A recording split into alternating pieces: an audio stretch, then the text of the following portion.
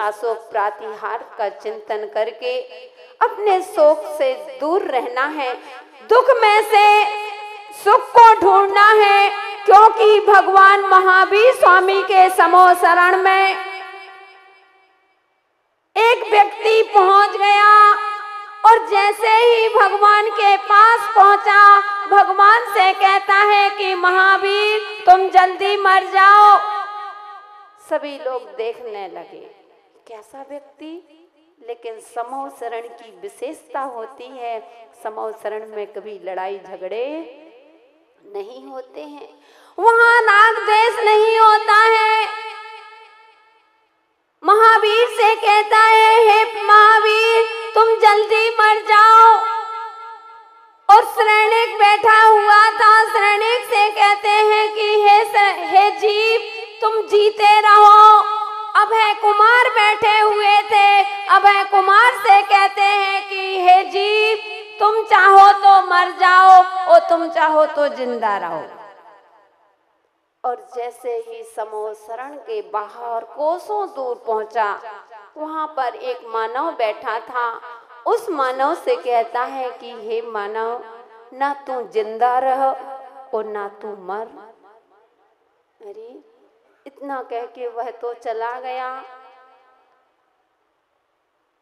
श्रेणिक पहुंच गए भगवान महावीर स्वामी के सामने और प्रभु से प्रश्न करने लगे कि हे भगवान, मेरे मन में एक जिज्ञासा उठी है। ध्यान रखना, कभी भी गुरुओं के पास जाओ, अगर कोई मन में जिज्ञासा प्रश्न उठा है तो यही कहना कि मेरे मन में कोई प्रश्न उठा है या जिज्ञासा उठी है, उसका समाधान कीजिए।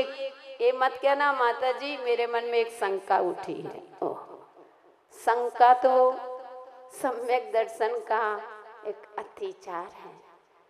सम्यक दृष्टि जीव कभी शंका नहीं करते, जिज्ञासा करते हैं। तो समूह शरण में जैसे ही श्रेणिक ने हाथ जोड़ लिए और कहा कि प्रभु मेरे मन में एक जिज्ञासा उठी है, उसका समाधान कीजिए। प्रभु ने कहा कि कौन से तुम्हारी जिज्ञासा। श्रेणिक कहते हैं कि प्रभु कल समूह शरण में वह कैसा व्यक्ति आया था जो आपका अहित चाहता था, आपका बुरा चाहता था। दुनिया महावीर किसके महावीर के लिए कोई बुरा नहीं चाहता प्रभु, वो वह व्यक्ति आपका बुरा चाह रहा था। भगवान कहते हैं कि हे श्रेणिक, यही तो तुम्हारी भूल है। तुमको वह व्यक्ति सबसे बुरा व्यक्ति दिखा और मुझे लगता है कि वह उसके जैसा हित चाहने वाला मुझे कोई दूसरा नहीं दिखा। क्या कह रहे हो प्रभु? वह आपका अहित चाह रहा है, आपको मारना चाह रहा है और आप कह रहे हो मेरा सबसे बड़ा हितैषी। हाँ श्रेणिक, वह मेरा सबसे बड़ा हितैषी है। श्रेणिक कहते हैं प्रभु कुछ भी समझ में नहीं आ रहा, कोई बात समझ में नहीं आ रही। फिर प्रभु कहते हैं कि हे श्रेणिक, तुमने दुख में से सुख को नहीं, सुख में से दुख को ढूंढा है, इसलिए तुमको लग रहा है वह मेरा हितैषी इसलिए है क्योंकि अभी तो आप सभी लोग जानते हैं भगवान को जब केवल ज्ञान होता है, हम आपको बता चुके, तब समूह शरण लगते हैं। यानी अभी 4 घातिया कर्मों का नष्ट हुआ है, लेकिन अघातिया कर्म अभी नष्ट नहीं हुए हैं। इसलिए कहा था कि हे प्रभु अभी तो संसारी हो, जल्दी से आप मर जाओ, क्योंकि जब तक अघातिया कर्मों का नष्ट नहीं होगा तब तक मुक्ति मिलने वाली नहीं है, मोक्ष मिलने वाला नहीं है। इसलिए वह मेरा यह चाहता था कि प्रभु जितनी जल्दी हो आपको शाश्वत सुख की प्राप्ति हो जाए, आपको मोक्ष की प्राप्ति हो जाए। इसलिए मुझसे कहा था कि महावीर मर जाओ, क्योंकि जब मरेंगे तभी तो सब, जब समाधि नहीं होगी तो कैसे मोक्ष मिले, मरेंगे नहीं तो कैसे मोक्ष मिलेगा। इसलिए उन्होंने कहा कि मेरा हितैषी। श्रेणी बहुत खुश हुए। पूछा, भगवान अभय कुमार के लिए कह दिया कि तुम जीते रहो और चाहे मर जाओ? बोले हाँ। अभय कुमार के लिए इसलिए कहा क्योंकि इन्होंने इतना पुण्य किया, यहाँ भी धर्म ध्यान चल रहा है और मरेंगे। अगर जब उनका मरण होगा तो वहाँ भी जाकर के स्वर्ग में जाएंगे, वहाँ से आकर के वहाँ भी धर्म ध्यान, वहाँ से आकर के मनुष्य पर्याय में आएंगे और धर्म ध्यान मुनि बन कर के सीधे मोक्ष चले जाएंगे। तो वह यहाँ भी धर्म ध्यान चल रहा है और वहाँ भी धर्म ध्यान चलेगा। इसलिए चाहे मरे तो भी अच्छा और जिंदा रहे तो भी अच्छा। प्रभु हमारे लिए बोला था, हमारे लिए नहीं। राजा श्रेणी कहते हैं, नहीं तुम के तो गुरु माँ के लिए बोला। राजा श्रेणी कहते हैं, प्रभु मेरे लिए कहा था कि हे जीव तुम जीते रहो। तो कह रहे हैं, प्रभु कहते हैं कि हे श्रेणी तुम्हारे लिए इसलिए कहा कि जीते रहो क्योंकि तुमने मुनि महाराज के ऊपर उपसर्ग करके इतना बड़ा पाप किया है, ऐसा आयु का बंध किया है। आप सभी को मालूम है कि जब राजा श्रेणिक धर्म के अनुयायी नहीं था, बौद्ध धर्म के अनुयायी थे, जैन दर्शन को नहीं मानते थे, मुनि राजों से उन्हें बहुत नफरत रहती थी। और जैसे ही रास्ते पर जा रहे थे, एक दिगंबर मुनि राज अपनी साधना में तल्लीन थे, वृक्ष के नीचे बैठे हुए थे और उसने जैसे ही मुनि राज को देखा था तो उनके गले पर मरा हुआ सर्प डाल दिया था, क्रोध में आकर के कि यह ढोंगी है आदि आदि। और जैसे ही सर्प डाला, भब्बात्माओं उसी समय आयु का बंध हो गया था, सप्तम नरक की आयु का बंध हुआ था और वह घर जाता है।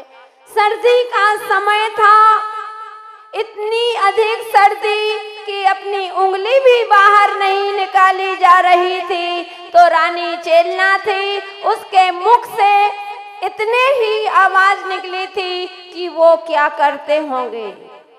जैसे ही सुना, श्रेणी कहते हैं कि हे रानी तू किसकी बात कर रही है? तो उसने कहा कि हे स्वामी मैं अपने उन दिगंबर मुनिराज का चिंतन कर रही हूँ कि मुझसे तो यह सर्दी सहन नहीं होती है, कमरे में अंदर कंबल में कंबल ओढ़े हुए हूँ और फिर भी मुझे सर्दी लग रही है। धन्य है हमारे दिगंबर संत। कहते हैं करते तपस्या नदी तट पर तर तन वर्षा की झड़ियों में समता रस पान पिया करते सुख दुख दोनों की घड़ियों में। धन्य मुनिराज, मैं अपने मुनिराज का चिंतन कर रही हूँ कि सर्दी के समय पर नदी के किनारे, समुद्र के किनारे पर तपस्या करते हैं, गर्मी के समय पर पर्वत पर में साधना करते हैं, बरसात के समय वृक्षों के नीचे बैठ कर के साधना करते हैं। मैं अपने उन दिगंबर मुनिराज को याद कर रही हूँ। इतना कहा तो राजा श्रेणी कहते हैं, हे रानी मुझे तो वह रास्ता में एक ढोंगी मिला था, वह मुनिराज मिला था, मैं तो उसके ऊपर इस तरह से सर्प डाल करके आ गया। जैसे ही कहा, रानी के आंखों में आंसू आ गए। सैनिक कहते हैं कि रानी, इसमें रोने की क्या बात। उसको बहुत कष्ट हुआ, बहुत समझाया कि वह तो भाग गया होगा, वह ढोंगी है, कब का भाग गया होगा। लेकिन उसने बड़े श्रद्धा, आस्था, विश्वास के साथ कहा कि हे स्वामी, ध्यान रखना, दिगंबर संत कायर नहीं, वीर होते हैं। कभी कष्टों से, विपत्तियों से कभी घबराते नहीं हैं। इसलिए सच्चे साधु होंगे, सच्चे दिगंबर संत होंगे तो जिस अवस्था में आपने देख करके आए, अभी भी उसी अवस्था में बैठे होंगे। कहा चलो। और जैसे ही जाते हैं दोनों, और देखा जिस अवस्था में मुनिराज बैठे थे, ध्यान में बैठे थे, उसी अवस्था में बैठे हुए हैं। मन में जरा सा भी उदासपन नहीं, मन प्रसन्न है, चेहरा खिला हुआ है। लेकिन हजारों कीड़ियों ने उनके शरीर को खा लिया है, शरीर से लहू बह रहा है। और वह रानी ने तुरंत जाकर के उनका उपसर्ग दूर किया।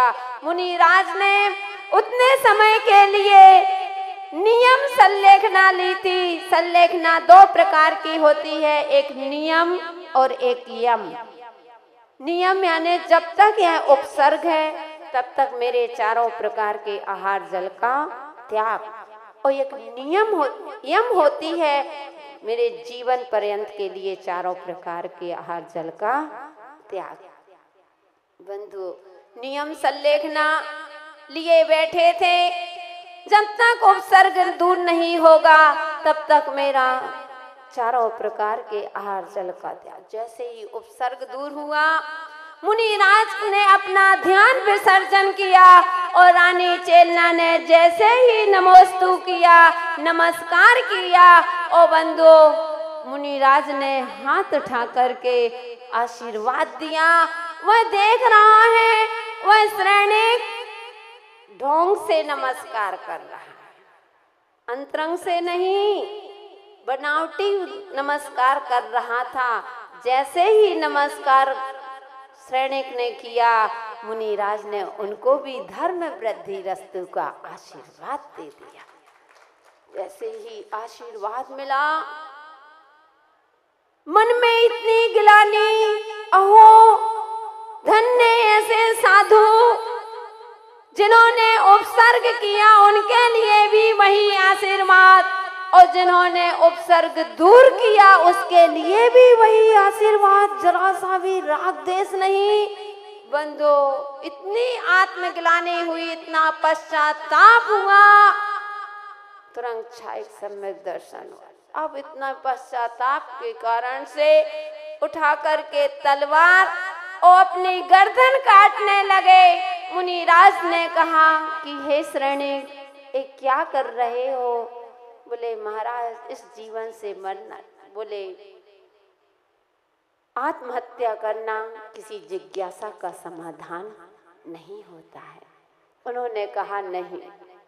ओ बंधुओं, अब जब कहने का तात्पर्य महावीर कह रहे हैं कि हे सैनिक, जब तुमने मुनिराज के ऊपर उपसर्ग किया था तो तुम्हें 70 नरक की आयु का बंध हुआ था। और जैसे ही छाया सम्यक दर्शन हुआ था, उनके पाद मूल में रह करके तुम्हारा श्रद्धान जागा था, छाया सम्यक दर्शन हुआ तो 7वें नरक से निकल के कौन से नरक में आ गए? पहले नरक में। इसलिए तुमसे कहा कि हे सैनिक, हे जीव, तुम जीते रहो, कम से कम यहाँ हो, धर्म ध्यान चल रहा है, भगवान की आराधना कर रहे हो। इसलिए कहा था कि तुम जीते रहो, कम से कम तुम्हारा यहाँ धर्म ध्यान चल रहा है। और नरकों में जाना है तो वही संकलेश परिणाम, न वहाँ धर्म ध्यान है न कुछ है, वही मारो, वही दुखी, वही शोक आदि करोगे, वहाँ तुम्हारा धर्म ध्यान नहीं चलेगा। तो तुमसे कह दिया कि हे जीव, जीते रहो, कम से कम तुम्हारा धर्म ध्यान तो चल रहा है। सैनिक बड़े खुश हुए। पूछा प्रभु, जो कोसों दूर बैठा हुआ है उस मानव से कहा था कि ना तू जिंदा रहा और ना तू मर। कहा कि इसलिए कहा था कि यहाँ पर है तो भी जीवों को काटो मारो कर रहा है, तो यहाँ भी और नरकों में जाना है तो वहाँ भी काटो मारो वही करना है। तो ना वह जिंदा रहने लायक है और ना वह मरने लायक। इसलिए भव्यात्माओं, श्रेणिक तो समझ गए। भव्यात्माओं, वही समोसरण में भगवान की वाणी में खिरा है, वही मैं आपको बता रही हूँ कि अपने जीवन में उस शोक को छोड़िए जो शोक तुम्हारे जीवन को तमाशा बना दे। ऐसा शोक नहीं करना है। दुख में से सुख को ढूंढोगे तो एक दिन तुम भी अशोक बन जाओगे। वो अपने जीवन को पावन और पवित्र करोगे। तो इसलिए बंधुओं, समय अपना हो गया है। अभी सभी को गुरु भक्ति का आनंद लेना है। इतना ही आपसे कहूंगी कि अपने जीवन में जो जीवन मिला है बंधुओं, क्योंकि जिंदगी में जो जिंदगी मिली है, यह जिंदगी मौका कम धोखा ज्यादा देती है। एवं पुण्य का अवसर का मौका कम मिलता है, बहुत कम मिलता है। तो अपना ये शुभ मुहूर्त चल रहा है और मुझे लगता है कि दिनट्टा में जैन ही नहीं, जैनेतर सभी लोग उस मुहूर्त का लाभ ले रहे हैं, उसका सदुपयोग कर रहे हैं। समय का सदुपयोग करता है बंधुओं, उसके जीवन में वह समय, आज तुम समय को सदुपयोग करोगे, यही समय तुम्हारे समय पर काम आएगा। इसलिए यह समय पर अपने जीवन को समय के लिए बना लो तो तुम्हारा जीवन सार्थक होगा। ऐसी पवित्र भावनाओं के साथ जय बोलिए भगवान महावीर स्वामी की।